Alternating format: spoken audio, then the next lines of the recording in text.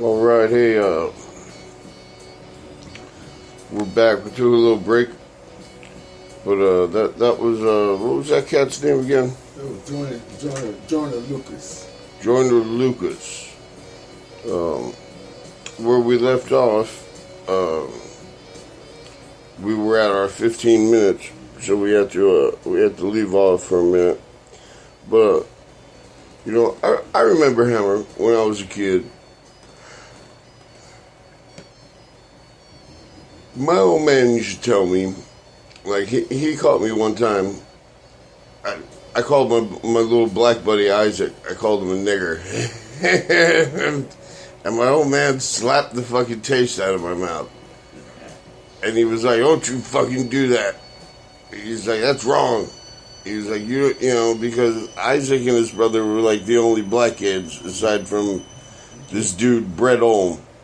That was in your neighborhood. Yeah, and Brett lived with a white family, but he was the result of the mother being raped. Okay. And she kept the baby, instead of having an abortion or whatever. Okay. And Brett was cool, but and then there was Anthony Wise, who's just a big old goofy fucking dumb black dude. He's goofy. I know what you mean. Glasses, fucking oversized. Dependable though. When he got older? Yeah. Yeah, when he got older, he got cool, Most of the lumbering guys are once they grow up and they become like ace in the hole. But, and my old man said, do you know what the definition of a nigger is? I said, no. He said, it's somebody who mistakes kindness for weakness and tries to get over on you. All right. I call him a low-down, two-time and double-crossing, backstabbing, arthritis, rheumatism, sick, old, ancient, uncanny, bamboozler, hoodwink. Yeah. Man in the tailpipe guys. Well, according to the old man's definition, though, yeah. It had nothing to do with race. It had nothing to do with color. Right. It was what the word stood for, and what it meant. And he would add up to it, and he told me, and if you look around, he's like, by what I just told you, he said, there's a whole lot of niggers around here that are nowhere near black, because there's a lot of scumbags where we live. There's a whole fucking lot of them, that under the definition he gave, right. Damn, that whole mountain was just about black. Come in. So, I always went through life, thinking like that. Come in, I said. I always went through life, looking at it like that. And then as I got black friends, you know what I mean? Like I said, just as I said earlier. They never tripped on me, you know what I mean? Well, just as I said earlier in the cast, I've been around the world twice, 27 different countries. What I found is just there's the N-word people in every culture on earth. Those are the dregs of society, of the people of their own culture don't like. Yeah. Yeah.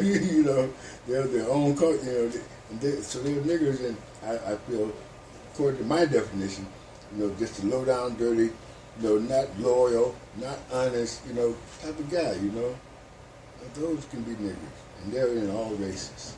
Oh, yeah. They would do their mama in, Oh, yeah. You know what I mean? So. But, one thing I've taken that N-word out of my vocabulary, because I feel like it's a lower form of communication, actually.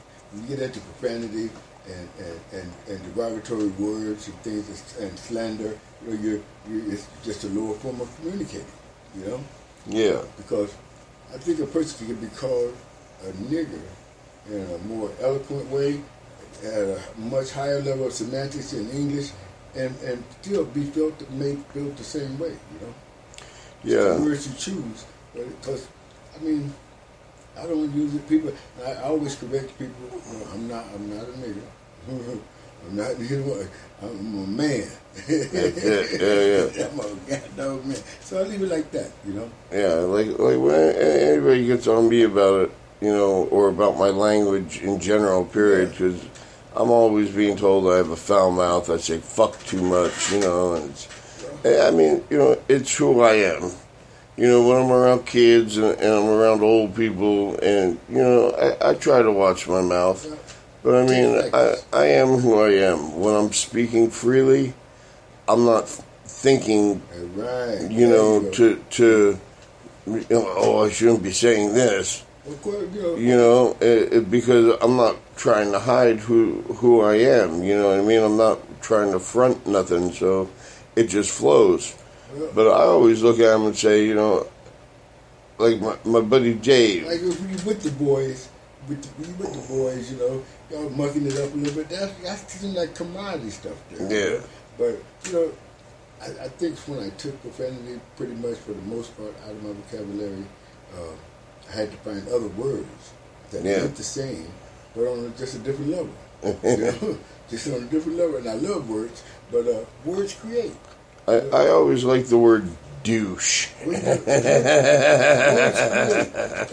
And when it comes to profanity, for instance, you hear it in the rap songs, you hear it in a lot of different stuff, and nowadays, a lot of genres of music and stuff these days. However, profanity is an old ancient language.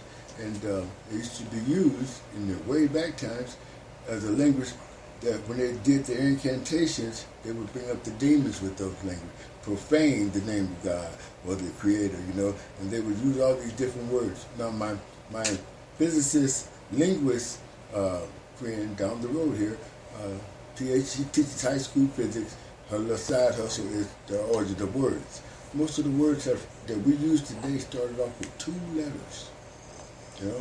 So you figure fuck or something like that had to be F-U, Well, the word fuck comes from the German vocabulary, the word frickin'. Yeah, but it started off with 2 letters. Go further back than the CK part. Yeah. All the way to its origin. And it's a trip, But words, if I somebody called me, you a motherfucking bitch ass motherfucking, your mama is a whore type language, right? It would inflame the soul. It makes you hot inside and want to do something, So those words created a flame in my stomach, a burning desire to kick this motherfucker down. He talking about my mama. Yeah. You know what I'm saying? And that's the way the powers that be want to go. If we choose to not think, say when we use words, we have to think when we use words. When I was locked up, man, in one of my many times of my state-paid fucking vacations, I was in Dorm 44 in a shitty little place called the Sierra Conservation Center, Jamestown. And I was in Dorm 44 when I first came in. I was one of 5 white guys. After a couple of weeks in there, I was like the only white guy. And the majority of the dudes who were in there were all fucking these black gangsters from fucking Oakland, man. And the dude who kept them in check was this big dude named B.A. His name was Brett Ambers. I still keep in touch with him to this day. Amen. But, I asked him, I said, hey, man, I said, clear something up for me. I was like, because I'm the only guy in here. You know what I mean? I was like, if you guys are all calling each other, come here, my nigga.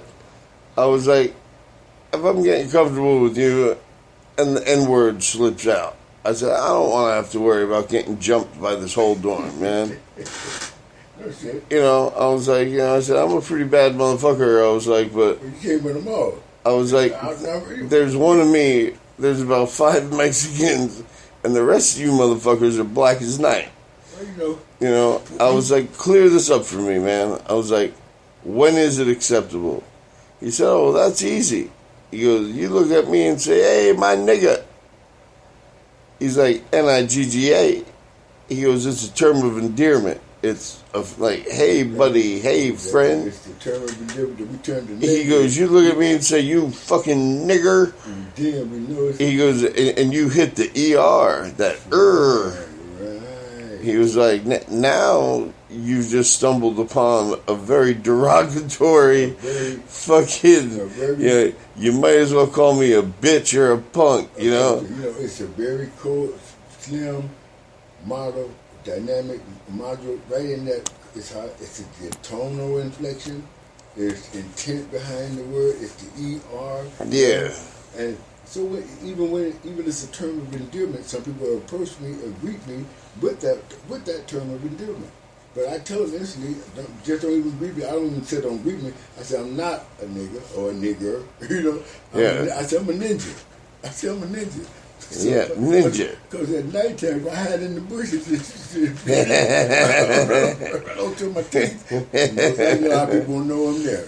You know what I'm saying? The only guy who knows you there is a little Asian who runs the liquor store. And says, hey, that bush never smoked before, man. What you doing in my bush, man? Get the fuck out of my bushes. That bush is burning bush. I come outside, all I hear is flicker, flicker. That fucking lighter's empty, man. Throw it away. But yeah, you know, so when it comes to that, you know, profanity, we use the words. Words create. Word guilty could get a man killed, hung, or electrocuted. If all say guilty, a collective guilty puts a man to death. You know? Oh, yeah. Or yeah. just one deciding vote, you know? Might be 6 and 6, you know? I totally agree. I agree, you know. But, you know, that was a very interesting song. And I think the dude put it down in it. You know, he let him have it in it. And the black guy in the video, you know, he had some good points, you know, about him. But the majority of his points really didn't hold water because it still doesn't explain where the animosity and the attitude in some of these younger black dudes comes from. You know, because you know, he may say, "Oh, it affected my grandparents." Well, how does that black man treat his grandparents?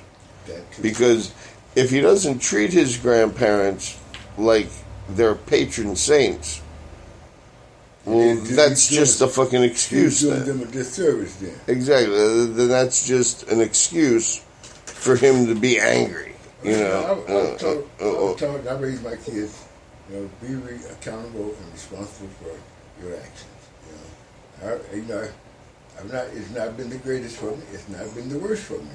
So, and I can't blame it on anybody, but because I see so many other African Americans that have made successful lives for themselves. I could have followed that same path, you know, and probably been just as successful. But I chose, you know, to deviate, you know, and I don't blame. That's one thing I never have done is blame the other person for my failures. You know. Absolutely. I own all my successes as well as my failures. You know.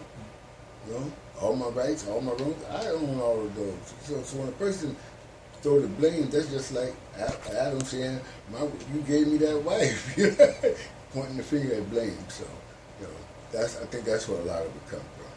I mean, but there have been some atrocities. Now they gave Japanese, they left pot of gold. Of course, the Native Americans, they owned the pot of gold, right? So they gave the Jews their pot of gold, you know. So why not just break every American off, you know, a good million, you know what I mean? Every African American for the suffering and torment and the degradation. We got half a minute before we get cut off again. Okay. But for those of you who like what you hear, you know, tune in when you see me live. You can check me out on Facebook, Instagram, Spotify, and iHeartRadio. We're going to try to make this a reoccurring thing, man. Look forward to seeing you some more.